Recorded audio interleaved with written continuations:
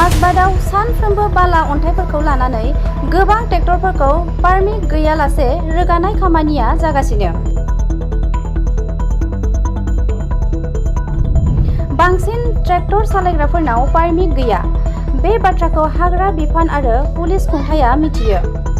उदलग जिल्लानि माजबादाव हाग्रा बिफाननि मेगननि सिगाङाव सानफ्रोमबो बाला आरो अन्थाइजों बुंफबनाय रोजा रोजा ट्रेक्टरफोरा खारलाङो। जायगानि दोलो आफाद आरो सरासनस्रा सुबुंफोरा रेभिनिउ जायख्ल'नायनि सायाव फिनजाथाय फोरमायदों, जेराव सानफ्रोमबो बेफोरबादि गोबां ट्रेक्टरफोरा सालायगासिनो दं। सरासनस्रा सुबुंफोरनि गेजेराव सोंथि आरो दावराव-दावसि खोनानो मोनोदि माजबाद ओनसोलारि हाग्रा बिफाननि मावख' थासेयावबो माबोरै बाला आरो अन्थाइफोरखौ आयेन बेरेखायै ओरैबायदि लांदां लामाजों लांलाय लाबोलाय खालामगासिनो दं, जेराव रेभिनिउ बासायनो हायाखै।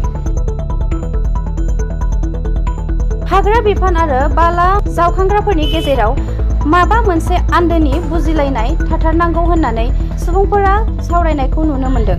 गुबुन फारसेथिं आयेन बेरेखायै बाला आरो अन्थाइ रोगाग्रा बे ट्रेक्टरनि बांसिन सालायगिरिफोरनाव पारमिट गैया, जायनि जाहोनाव माखासे सांग्रां सुबुंफोरा पुलिसनि सायाव सन्देह खालामदों दि माबोरै बे पारमिट गैयालासे गारि सालायगिरिफोरा माजबाद पुलिसनि सिगाङाव एसेबां उदाङै बाला आरो अन्थाइफोरखौ लांनो हायो।